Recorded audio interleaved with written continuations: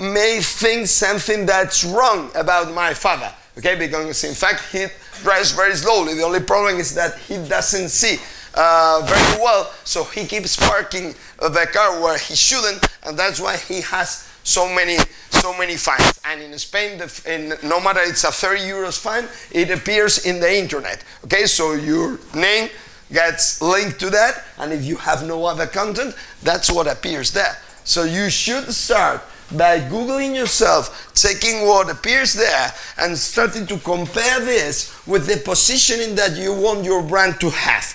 Okay, so that would be, if you have a smartphone or if you have a tablet at hand, start by Googling your own name, seeing what shows up. Okay, because everyone Googles his name.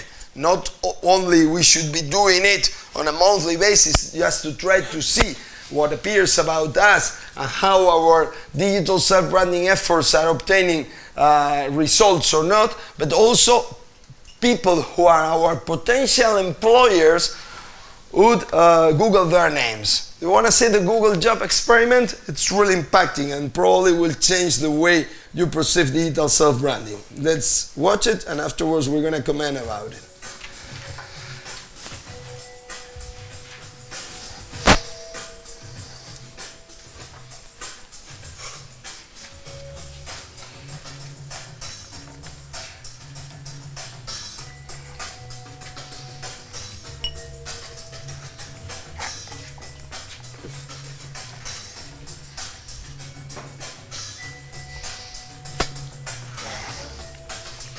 Googling yourself is a lot of fun, hiring me is fun too.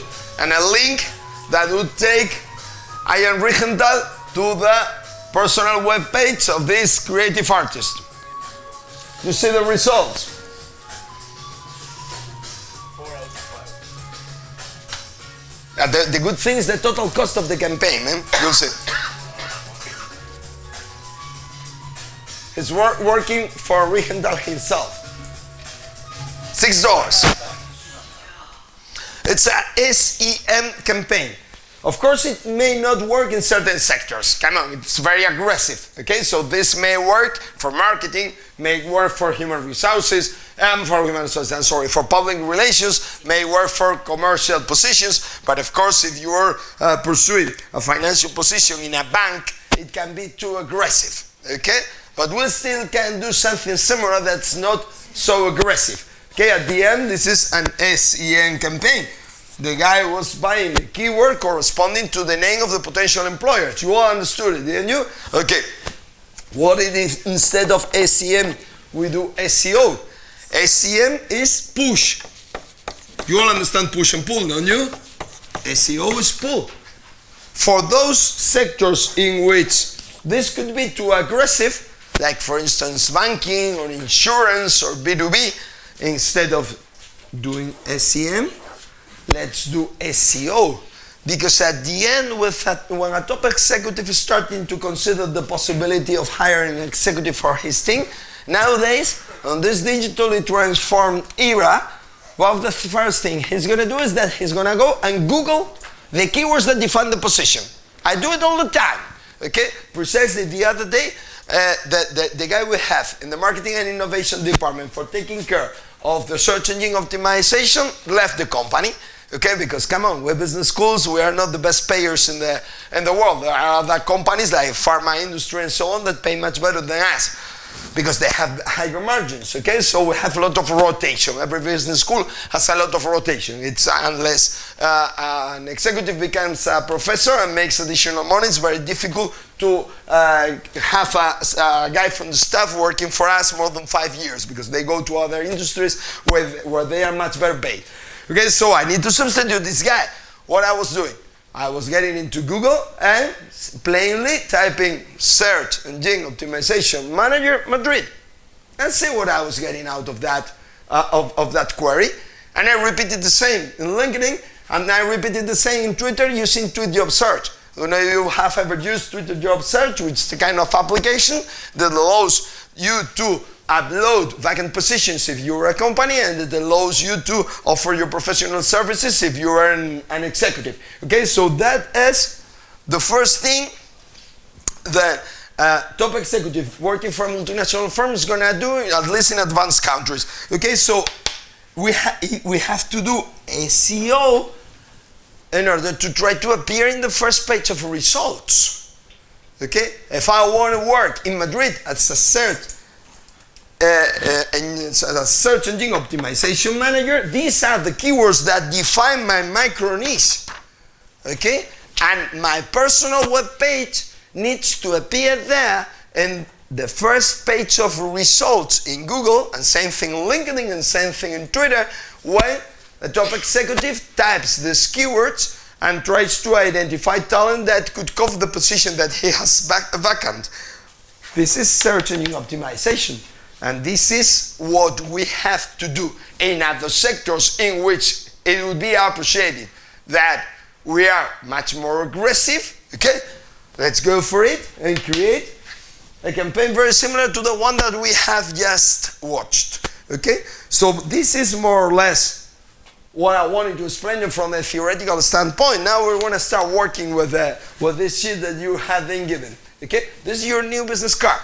That's Google, and you need to position your brand as well as possible in Google in first hand, but also in other digital platforms, mainly social media like LinkedIn or Twitter, because every powerful company is now into social media recruiting, and this is the video that we're using for explaining companies that social media recruiting is much simpler than they think.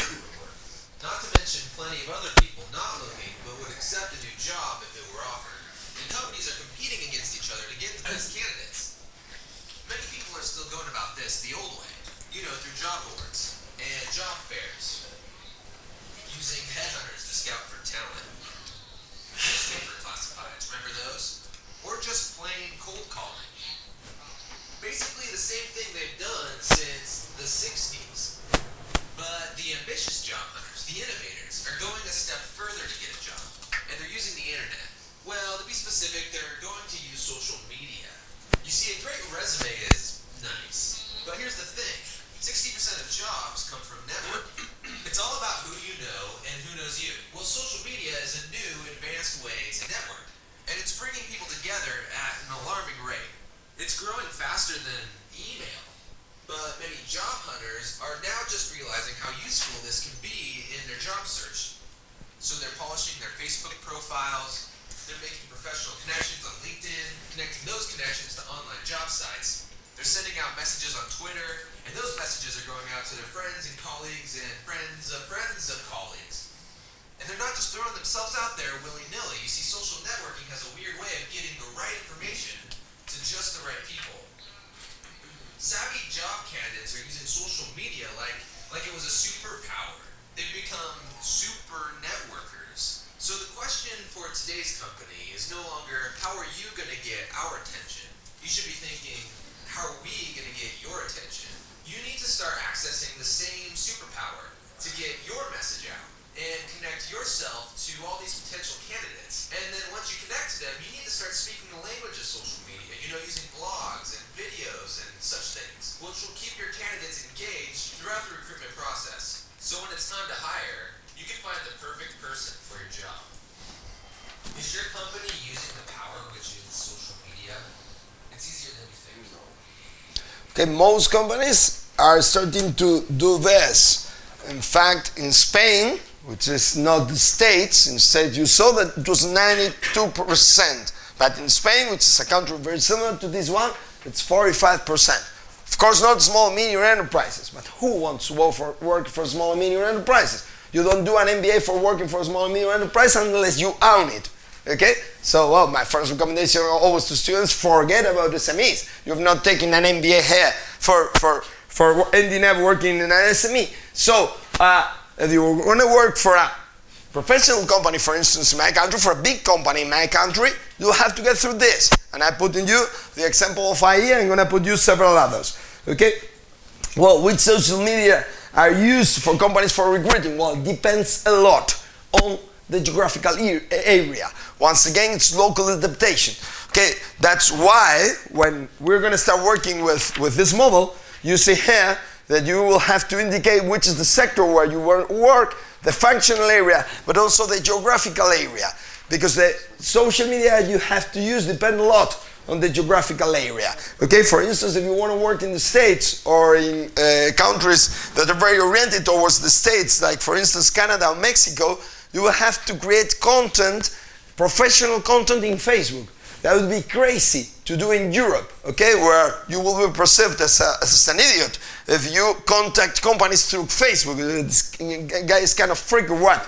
But it's not like that. Anglo-Saxon countries, okay, with the exception of UK, yeah, Brit people are not using Facebook for professional purposes either. But in the States, in Canada, in Mexico, in Colombia, all these countries that always keep their eyes on the gringos, on the Yankees, well, they are looking for talent in Facebook. So once again, as the sentence that you read in the back cover of my book the other day, you have to fish where fish are. And in this occasion, fish are the employers. You need to identify who the employers you want to work for are and which regional areas. And you need to identify which social network they are using. That's why Facebook appears here. If you're willing to work in Spain or in Great Britain, forget about Facebook. But if you want to work in these countries, have to create content in Facebook. Well, what's the standard? All around the world is LinkedIn. But come on, there are specific social networks to specific countries. For instance, if you want to work in China, it's all about Weibo. And you have to create your content for Weibo. If you want to work in Germany, Xing still continues to be important, no matter Xing disappeared in Spain several years ago. So there are local implications to this, okay? Well, no matter they do or do not use social media for plainly recruiting, for getting to know where the talent is, nearly every company is using social media for filtering the candidates that are gonna be like the 3 final ones or not. Okay, so it's very important to be very careful what to do with your social media. And not only with the social media that you use for professional purposes. I guess is anyone younger than 30 here? You're younger than 30. Okay, so you're all millennials. Whoa. Be very careful what the fact you upload to social networks, because it can be very prejudicial, very bad for you when you're looking for a job, okay? You millennials tend to upload all kind of crap to your social networks. For instance, you go out there yesterday night and you take several photos of yourself drunk and upload them. Be very careful with that, because with these new social media recruiting techniques, the very moment you get out of the job interview, you receive a request for access in Facebook, in LinkedIn, and well, Twitter it's not necessary. But what are you going to tell the guy who's thinking of recruiting you? Hey, no, I won't give you access to my Facebook account. He wants to be your friend on Facebook. What do? You have like half an hour for start deleting all the inconvenient crap that you have uploaded there. I have talked a lot about this, but I think how do you do your job and what do you do in your personal life? I'm going to want recruiting you, and you're going to... I'm fed up with this, man. Every youngster tells me the same. When you get to have my position, maybe you will apply your criteria. At the moment, it's us, people older than 40, who are making the decisions about hiring you, and we're applying our criteria. You may be missing good candidates, but just because you have some assumptions. Yeah, but that's the way. But it's you see a man with a beer and you think he's a drunk. when you have my position, you make my decisions. That's discrimination. Okay. Yeah. Okay. Beer discrimination. You won't work in my company. And you know the problem. Like 95% of people my generation think like me, not like you. No. Okay. So in 10 years' time. It's not a good way of thinking. That's it. Yeah. I'm arguing. Yeah, but it's generational gap. The same way that I don't think the same way that my father. But I can make the decisions now that I'm occupying the positions that my father used to occupy 15 years ago. So I tell you, it's always the same. You young guys always tell me, hey, professor, no matter I'm up here sniffing cocaine here in this photograph, everyone does. Yeah, okay, I know, but come on, I don't want to. Okay, because it happens to me with my students. My students are very peculiar, and well, especially people even younger than you, people like 22 or 23, you couldn't believe the crap that they upload to Facebook, man. You couldn't believe it. I'm serious when I say that they appear sniffing cocaine, man. You cannot tell me that you can separate personal from professional life if you appear there sniffing cocaine, man. No, you cannot. Yeah, okay. Okay, of course, if you appear there, I don't know, with a glass of beer in the hand, of course I will regret you. But come on, if you appear there, you know, like peeing in the middle of the street. And I told you, young people upload crap like this. So accept my point.